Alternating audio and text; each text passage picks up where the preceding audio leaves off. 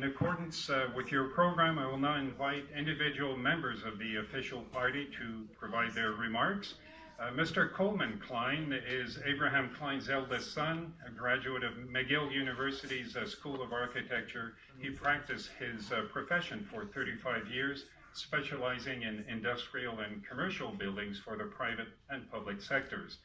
His design philosophy was inspired by his father as he endeavored to provide pleasant and dignified workplaces. Mr. Colman Klein, please.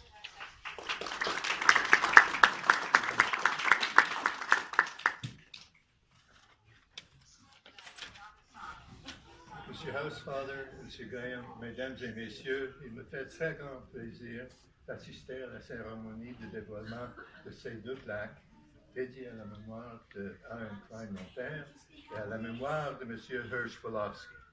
Mr. Housefather, Mr. Graham, ladies and gentlemen, it gives me very great pleasure to be here today at the unveiling of plaques honoring my father, AM Klein, and Mr. Hirsch Wolofsky.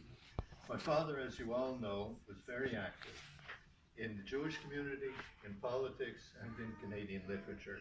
These themes frequently intersected in the Canadian Jewish Chronicle, published by Mr. Wolofsky.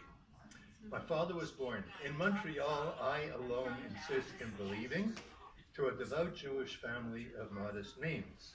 My father pursued Jewish studies almost to the point of becoming a rabbi.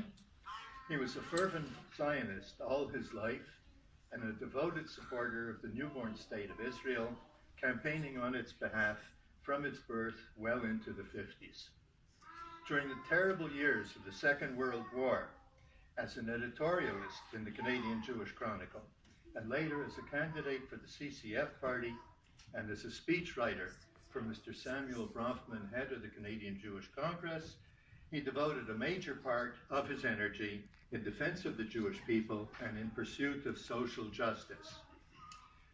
He had an incredible love of words. He spoke not only Yiddish, Hebrew, English, and French, but he understood Aramaic, Latin, and Greek, as well as a touch of Italian. He lived under the illusion that words could and would change the world. His love of words is reflected in poems, essays, editorials, two plays that came to naught, and in a masterpiece of a novel, The Second Scroll, that's worth reading and rereading many times. His literary work starts in the Jewish community in which he was born, opens to the wider world with themes of social justice, and then concerns itself with the Quebecois society within which, on the fringe of which, he found himself.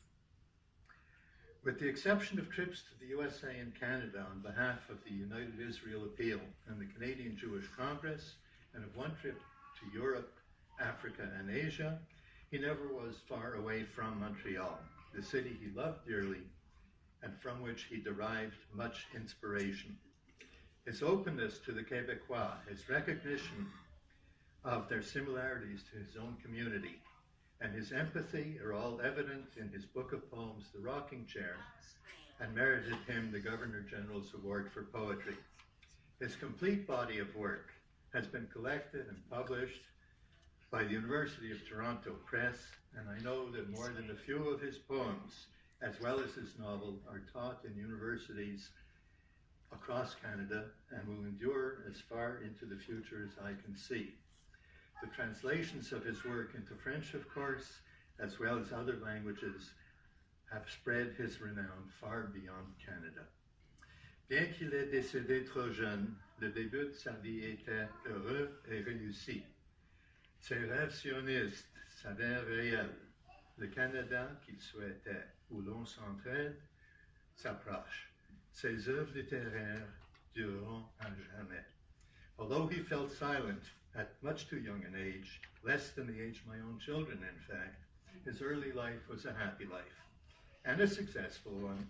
His Zionist aspirations for the State of Israel were met in 1948. The Canada he desired, in which we take care of each other, is a work in progress. His literary work lives on. Thank you.